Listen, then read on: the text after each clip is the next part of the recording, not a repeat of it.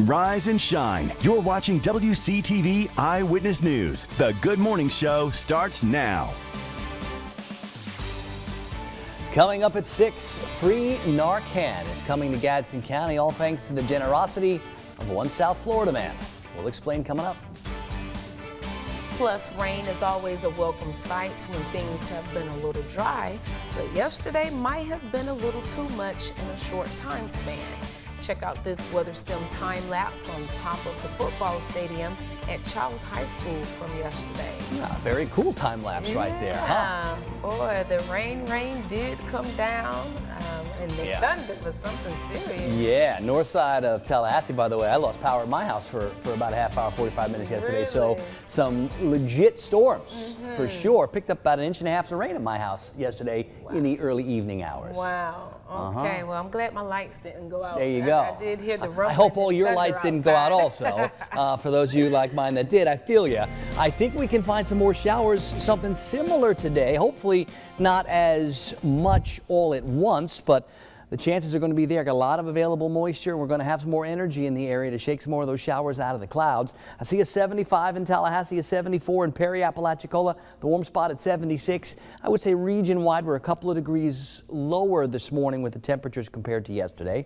Not seeing as much rain either, although there's plenty out there out to the west, and even a couple of these showers sliding through parts of southern Jefferson County, trying to get up near Monticello and I-10. And I do suspect we're going to find some showers early, more showers later, and more showers than that much later on today. So a very similar setup today compared to what we had yesterday. Lots of clouds, lots of humid, and plenty of showers. We'll look for a little dry spot maybe for tomorrow, and we'll talk tropics too. Got lots to break down with that full forecast in just a couple of minutes. In the wake of Gaston County's rash of drug overdose deaths, a retired Florida firefighter is taking action. He says he's coming to Gaston County on Sunday to hand out hundreds of doses of Narcan. Luis Garcia was a firefighter paramedic in South Florida for decades. He sees Narcan as a miracle in spray form. Given during an overdose, it can quickly reverse the effects of a drug and be the difference between life or death. Garcia says over the last 5 years, he's traveled to 6 states to hand out Narcan. He says once he saw the news out of Gaston County, he says he wanted to stop by there as well. This is ridiculous. In this great country of ours, in July of 2022, we still have parts of this country that are lacking in this life-saving $75 spray that can be legally and safely administered by an 8-year-old in every single state. In the wake of these recent overdoses, Gaston County law enforcement is now trained to use Narcan. You're looking at some pictures from that training. Garcia says he's organizing Sunday's giveaway on his own, and there's no connection to county government or law enforcement. All right, so the chances of getting struck by lightning are less than 1 in a million.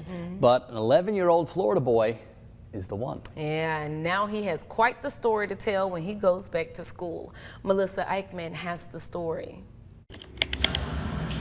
11-year-old Levi Stock is spending part of his summer scoring high on video games, but it's only because he has to take it easy. It's just really distracting me from the pain. Distracts from the pain as Levi recovers from being struck by lightning almost 2 weeks ago. I feel like I'm getting better, so that's good. It happened June 30th when the family saw storms and was ready to tie up to the boat ramp. Well, we were having fun, just fishing and swimming. And all I remember is swimming and jumping into the water. And that's all I remember. And I'm glad that I don't remember anything else. I played once. Levi's mother, Kristen, helps fill in the blanks. I didn't see it. Derek saw it. He said it's just like a board. He just stiffened up and went over and knocked him into the water. Levi's father jumped in, pulled his son from the water, then performed CPR before first responders arrived minutes later, taking him to the hospital. When we first saw him, he wasn't responsive at all. He was just, he would cry out in pain. The whole line and then on the bottom too, where it went. We get a look at where Levi was struck, even singeing his hair. Levi spent more than 3 days in ICU before heading home July 4th. I mean, I'm still kind of shocked that I got struck by lightning. His friends can't believe it either. They're kind of like, really? Mom says peace of prayer from the community and faith are helping her through. We've seen the goodness of God this last week working in Levi's life, and just that we're at this point, a week and a half later. I couldn't have asked for anything better. Now, Levi is fully recovered, but he still needs to take it easy for the next 6 weeks. Yeah, man. It's a heck of a reminder, right? Okay. Yeah, and if you're out there and you can hear the thunder, you can see the lightning, you want to make sure you get inside. It's not one of those things you want to mess around with for sure. Wow. Glad that he's doing okay, though. All right, well, in other good news this morning, drivers are catching a break at the gas pump. Oh, isn't that nice? Gas prices falling across several states. Gas Buddy saying costs could drop even lower in the days and weeks ahead. But what's behind the drop? Jen Sullivan has more. A plummet at the gas pump. After several months of soaring costs, prices appear to be falling. According to a Gas Buddy analysis, the national average gas price has fallen 27 days straight after peaking to an historic high in mid-June. There's reason to be optimistic. Gas prices have already been falling for 3 straight weeks. Patrick DeHaan, head of petroleum analysis at Gas Buddy, says in the weeks ahead we could see thousands of gas stations falling under $4 per gallon. Specifically on the Gulf Coast in southern U.S. states like Georgia, North and South Carolina, Mississippi, Louisiana, Texas, Alabama, Arkansas, and Tennessee. Gas prices will go lower, even at those stations that are just freshly dropping under that $4 mark. And a lot of that is because the plummet in the price of oil that's recently occurred will likely take 2 to 3 weeks for stations to fully pass along. Last week, the price of crude oil dropped below $100 a barrel for the first time since May. According to AAA, the national average for a regular gallon of gas has fallen to $4.68, about 30 cents cheaper than last month. And experts say falling oil prices will continue to keep costs down for consumers. But for how long? We could see gas prices decline another 25 to as much as 50 cents a gallon in the weeks ahead, as long as there are no unexpected outages or disruptions that could cause oil prices to reverse and go back up. Potential disruptions include an unexpected outage, major hurricane, or data showing a stronger economy than anticipated. And drivers in the Sunshine State feeling some relief. Gas prices are down 15 cents from last week, according to AAA. Here's a closer look at some of those numbers. The state average falling for the 4th week in a row, down 47 cents in those 4 weeks, now to about $4.41 per gallon compared to $4.68 nationally. Across state lines, Georgia seeing even cheaper prices. The average in the Peach State, $4.18. In South Georgia, AAA reporting Thomas County around $3.85 per gallon. Brooks and Grady counties averaging $4 a gallon. Are you ready for this one? All right. What if you saw a prehistoric looking lizard sitting in your toilet? Oh, God. Gosh, I don't want to imagine that. But it did scare one South Florida homeowner, as I would imagine. But luckily, she lives in a place where there are people who can hire. They have people that take care of this. Yes, okay. Things exact kind of thing. Okay. Yeah, Sheldon Fox. How did you get into that job? This one's big. It's a live one, and it came to the potty. Oh my God, there's an iguana in my toilet. Michelle Reynolds got some unexpected Saturday night company of the reptilian variety at her Sheridan Street home. I came down last night at 10:30 to make my little treat, as I normally do, and I put it in the microwave and skipped on over to the bathroom and opened the door and did a quick turnaround because I saw this thing in there and quickly shut the door. But her guest wasn't just going to find his way out, so Reynolds had to get some help. I should be able to grab him. I just ran in with this pick stick that I have. It's a little clamp.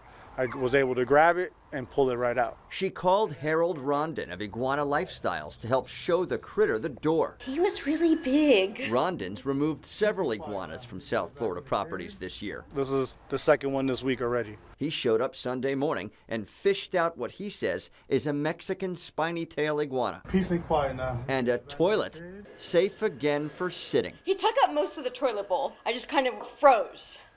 I went upstairs going, "There's an iguana in the toilet." Oh my gosh. How does it get there? Oh my gosh, that is the question. Yeah. And I know those things are everywhere in South Florida, but that is scary to find it in your toilet. Right? Well, it needs to get colder outside because that's when they freeze up and they fall from the trees, I guess. Wow, how about that? Okay. It's huge too. Always look before you sit.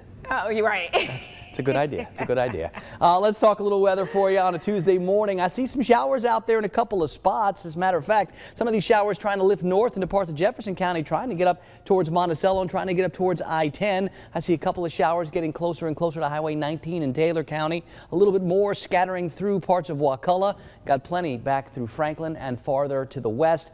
And I think today another really good chance, no matter where you are, to get those on again, off again, hit and miss showers. So count on them. There's going to be plenty around the region at times today, especially I think this afternoon. It's not as warm out there this morning as it was yesterday. I see more numbers a little further back in the 70s. We got 72s in Thomasville and in Moultrie, 73s in Quincy and Bainbridge. It's 74 in Perry, it's 75 in Tallahassee, but it is very humid out there. Plenty of showers in the mix for today all the way through tonight. Now tomorrow, it feels like the better chances for showers stay a little bit more to the west, so that little dry slot still a likelihood for tomorrow. I'm starting to think, though, we're going to have to adjust the forecast for Thursday and beyond to increase those rain chances again, so that little dry slot may not last for 2 days, maybe it only lasts for 1. Our rain chances high today, 70–80%, lower tomorrow, like 40 or 50%.